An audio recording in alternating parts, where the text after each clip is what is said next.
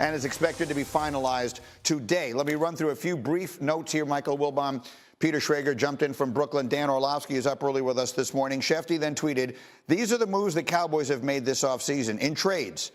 They've acquired George Pickens. They acquired quarterback Joe Milton, young. They acquired the linebacker Kenneth Murray. They acquired cornerback Kaiir Elam. So they've been busy in the trade department as well, obviously, as a really good draft. What are the Cowboys doing? What exactly is their plan here? Well, look, they hired Brian Schottenheimer in the most unorthodox way we've seen a head coach be hired in recent years, and let their previous coach's contract just expire, did not interview all the top other candidates and hired from within.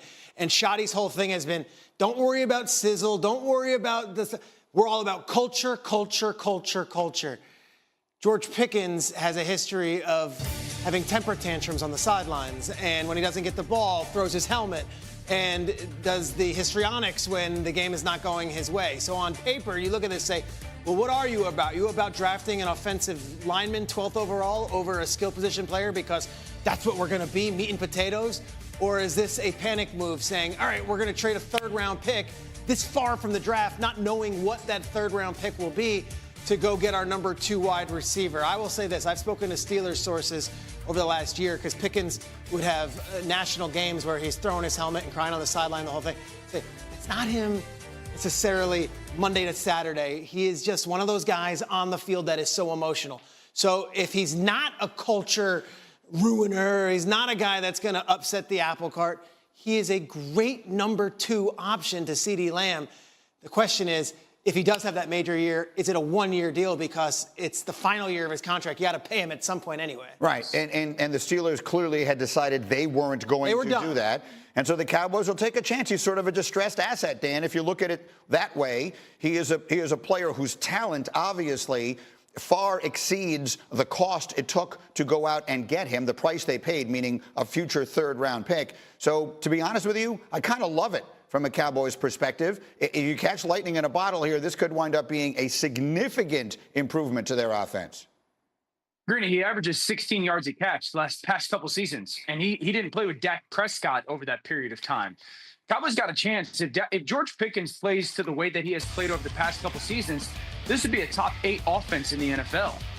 I've talked about it. I think this offensive line is going to be one of the better ones in the NFL by the end of the season. We all know CeeDee Lamb is a superstar. Now you're adding George Pickens in, who averaged 16 yards a catch with the revolving door at quarterback. This has got a chance to be a pretty darn good offense when it comes to what happens in Dallas. And you're talking about the ability to push the ball downfield. I say this all the time, football's math.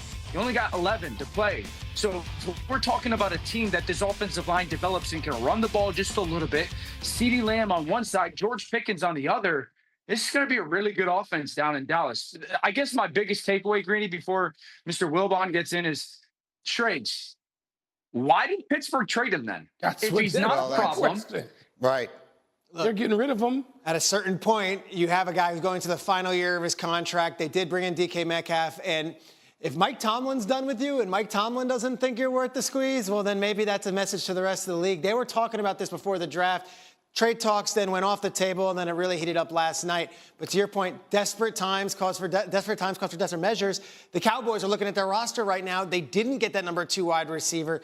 They now have that number 2 wide receiver, and they're willing to roll the dice saying, culturally, we got this. Whatever happened on the sidelines there in Pittsburgh, that's on them. Mike. Those two things are in conflict. You're going to talk culture, and then you're going to do this? Okay, Monday through Friday, I'm sorry. I hear you. Sunday, what's that behavior like? How does that go down in the locker room? Is your room strong enough to either really change his behavior, incorporate it, or ignore it? Because it's got to be one of those 3. Or the math, and I hear Dan loud and clear, and of course he's right about that. But, people sabotage teams. And for Mike Tomlin to say, I've had enough, that would send some sort of message to me. Right. And anytime you can acquire a player from another team, you have to ask yourself the question, why is that player available? The only other thing I'll say is most teams don't pay 2 wide receivers big money. They've paid DK Metcalf big money, so maybe they decided they weren't going to pay him. This is not the same as Cincinnati, which was sort of a unique situation. Go ahead, Danny. Teams do it all the time nowadays, Greeny. Miami, Philadelphia, Cincinnati. Hey, guys, that big. Where did Aaron Rodgers play into this conversation? Where did he play into the decision? Did he know that this was potentially going to be the case in Pittsburgh? Is that part of the Monday through Saturday? He's not a culture killer, but there were sideline blowups. Did Pittsburgh maybe think that, oh, we're going to get Rodgers, and so maybe him and Aaron would butt heads and not coexist, and so that was a move. And I know it's been talked about. Does this reignite the addition of a Brandon Ayuk? Because I think it from Pittsburgh's perspective, Greeny, and I go, if I was Aaron Rodgers, what would be appealing about going to play football in Pittsburgh right now for me? As I sit here this morning, Wednesday morning, May 7th, I get only George Pickens. That doesn't sound like a place that a 42-year-old quarterback should go and play. DK, yes, but correct. And Matt Miller, our Matt Miller, I was just looking through some of the reaction during our commercial break, tweeted, and I wonder if you would agree with this. Mike Wilbon, I'll start with you. This is the worst roster the Steelers have had in the Mike Tomlin era. So as long as Tomlin's never had a losing season, he's been there. I mean, right this minute, that cupboard is bare, and that defense is getting walk. No, you don't let him walk, you push him. Yeah. And look, that team, they stopped pulling on the rope at the end of the year. There's no other way to say it. You watched that playoff game last year. And Russell Wilson and Justin Fields weren't it either. So you have this giant quarterback question. All this is moot unless you know who the quarterback is. And to Michael's point, look, you're bringing in Rodgers. At this point, he's missing April practices. He's 41 years old. We're now in May. This isn't one of those where you could, like, Tom Brady might have come to the Buccaneers at 45, but when he got there, it was, all right, during the COVID season, we're all going to get together right today. Let's go. We're going to make this. He was a culture lifter. So to me, it's not George Pickens is almost secondary to this thing. What's Rodgers' deal today? Well, I mean, wouldn't that be delightful to know that? Danny, final word. It's the least appealing offense situation-wise in the NFL right now. It's the least scary offense in the NFL right now. And if Pittsburgh adds Aaron Rodgers, I honestly don't think that changes all that much. This is an offense that, outside of DK, is devoid of big-time talent. Robert Woods is a nice player. Calvin Austin's a good player. Freiermuth's an up-and-coming tight end. But this is the least scary offense in the NFL right now. A lot of people like that running back, Caleb Johnson, that they just drafted.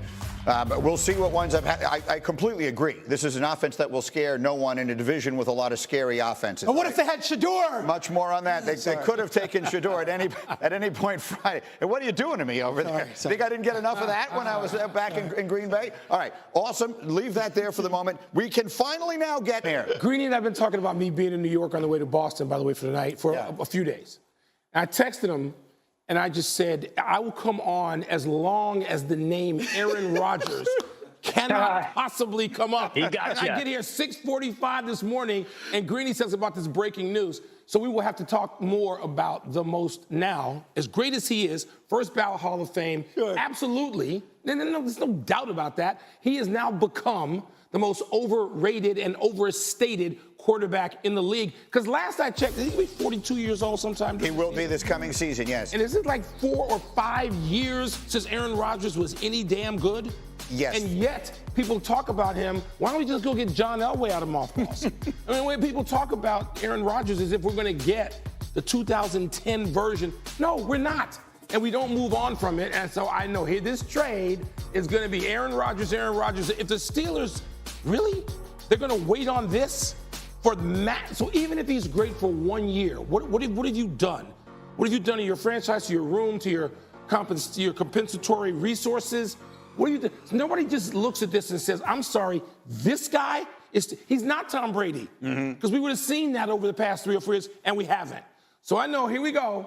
The overstatement of Aaron Rodgers begins anew. Well, what do we state about Aaron Rodgers today? I mean, there's still no that the Kentucky Derby was thrilled. Everyone was gossiping. Does he have a wedding ring on? No football talk. So we still wait.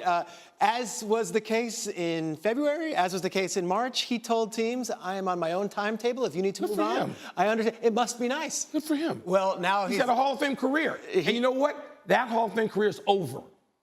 And we're the ones who don't want to get over it. He sounds like he's perfectly adjusting to what comes next. Go to the Derby. You used to see Aaron Rodgers a lot at NBA playoff games. Yeah. It was great to talk to him then. He's really relaxed. But the notion that you're going to get the 2010 Aaron Rodgers, I find it Or even Just the 2020, Aaron, they would settle for the. He won the MVP in 2020. That was really the last time we've seen him look like that player. Danny, go. Yeah, just how I said before. Mình sẽ hướng dẫn các bạn cách làm một chiếc túi mini cho búp bê nha. Nguyên liệu của mình cần có chính là len này. Mình sử dụng 3 màu sắc len như thế này để làm nhé. Màu hồng, màu xanh và màu vàng nha. Mình sẽ kết hợp 3 màu này lại để tạo ra một chiếc túi thật là xinh. Sử dụng kim móc len để làm nhé. Kéo nữa này. Rồi giờ mình sẽ bắt tay vào làm. Mình sẽ sử dụng cái phần len màu vàng trước đi, làm một chiếc túi màu vàng nhé mọi người. Bây giờ sẽ gỡ len ra để dùng. Đây, cái đầu len này. Bây giờ sẽ tiến hành móc nhé. Mình sẽ móc một cái hình tròn trước nhé.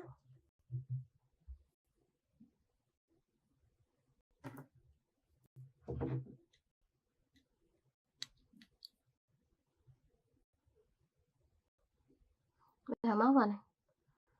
Móc những mũi nửa kép vào.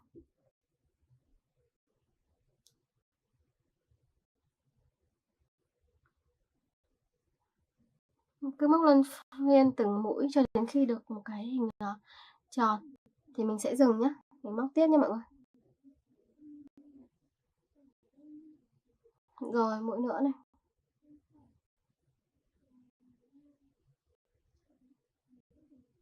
Mũi tiếp theo.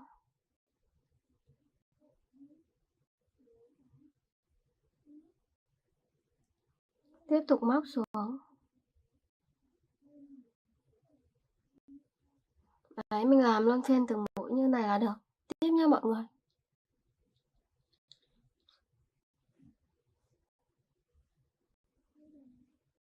Mũi nữa này. Mình cứ làm lần lượt từng mũi. Tiếp nha.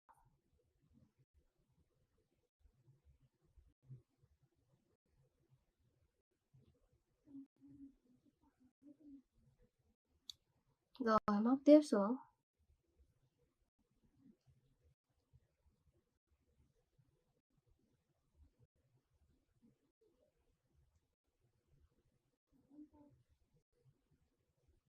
Rồi móc tiếp xuống nữa.